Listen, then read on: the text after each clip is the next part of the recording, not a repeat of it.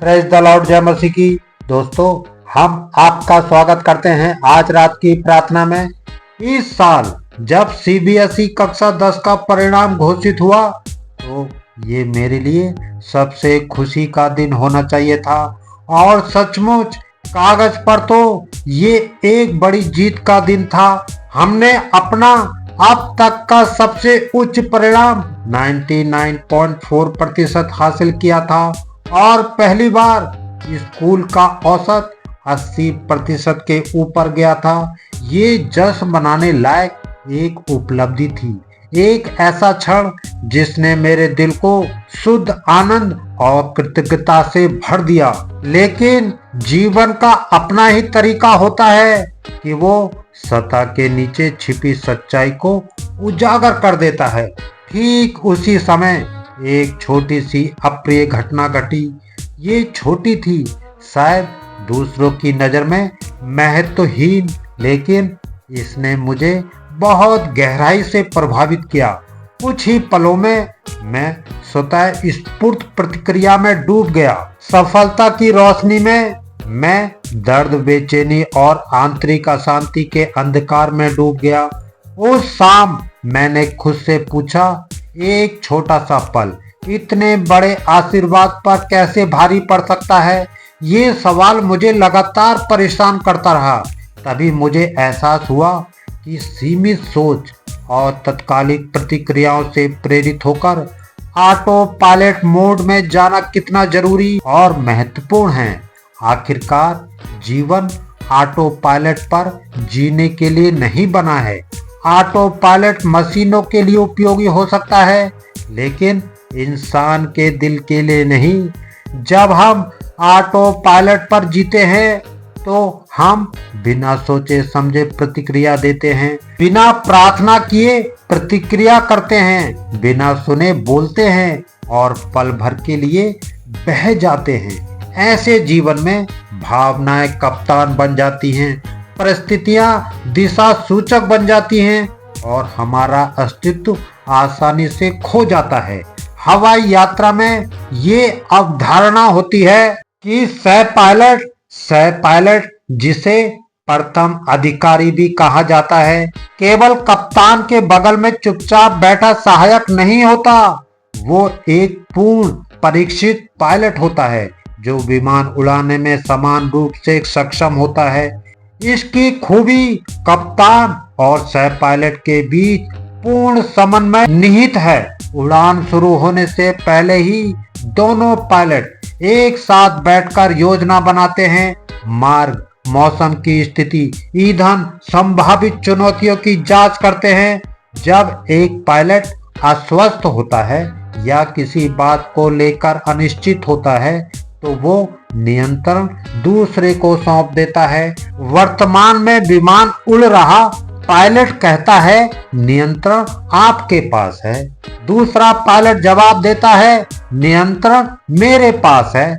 और फिर पहला पायलट पुष्टि करता है, नियंत्रण आपके पास है। इस तीन तरफा पुष्टि के बाद ही नियंत्रण हस्तांतरण पूर्ण होता है। जब तक ये शब्द बोले और स्वीकार नहीं किए जाते, तब तक नियंत्रण सौंपा हुआ नहीं माना जाता। भले ही एक पायलट ने शारीरिक रूप से नियंत्रण को छुआ हो, लेकिन बात सिर्फ शब्दों तक ही सीमित नहीं है। नियंत्रण लेने वाला पायलट पूरी तरह से सतर्क रहता है।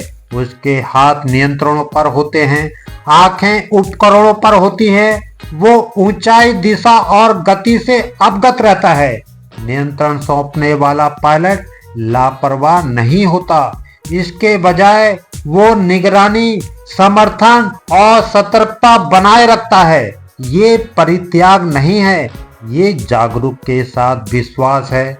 अब गहन अंतर्दृष्टि, ठीक वैसे ही जैसे विमान में जीवन तब सबसे सुरक्षित होता है जब कोई अकेला नहीं उड़ता, बल्कि तब जब उसके साथ एक विश्वसनीय सह पायलट पवित्र आत्मा शांति पूर्वक मार्गदर्शन कर रहा हो। सुरक्षित और सार्थक गंतव्य की ओर हर कदम आध्यात्मिक रूप से हम अक्सर कहते हैं पवित्र आत्मा नियंत्रण अपने हाथ में ले लो, लेकिन कई बार ये केवल एक विचार बनकर रह जाता है, वास्तविक समर्पण नहीं।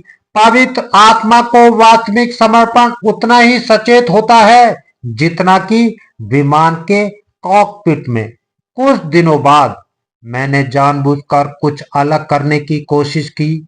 जब एक और छोटी सी समस्या सामने आई, कोई निराशा, कोई लापरवाही, तो मेरे भीतर वही प्रतिक्रिया उत्पन्न हुई। लेकिन इस बार मैं रुका।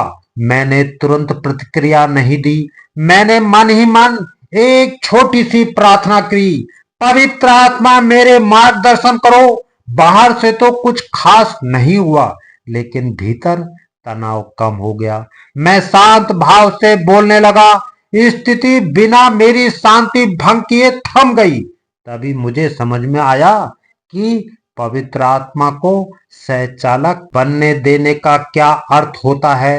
तब हृदय प्रतिक्रिया करने से पहले रुकना, निर्णय लेने से पहले समझना, कठोर होने से पहले क्षमा करना और योजना के अनुसार ना होने पर भी विश्वास करना सिखाता है।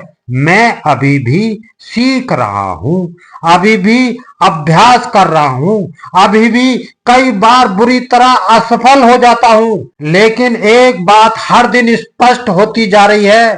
जब मैं अकेले गाड़ी नहीं चला रहा होता तो जीवन हल्का, शांत और स्पष्ट हो जाता है, क्योंकि जीवन की सच्ची शांति परिपूर्ण परिस्थितियों से नहीं मिलती, बल्कि भीतर सही सहचालक होने से मिलती है। पेंताकोस्त का आनंद आपके हृदय को शांति से भर दे और आपकी आत्मा को ईश्वरीय सामर्थ्य के नवजीवन प्रदान करे। पवित्र आत्मा प्रतिदिन आपके विचारों, शब्दों और कार्यों का मार्गदर्शन करे। जैसे जैसे आप विश्वास के मार्ग पर आगे बढ़ते हैं, आपका जीवन ज्ञान, धैर्य और प्रेम के वरदानों से समृद्ध हो। आपको और आपके परिवार को पेंताकोस्त पर्व की शुभकामनाएं। ये पर्व आपके लिए आशीषों और ईश्वरी कृपा से परिपूर्ण हो। आमीन। जय मसीह की।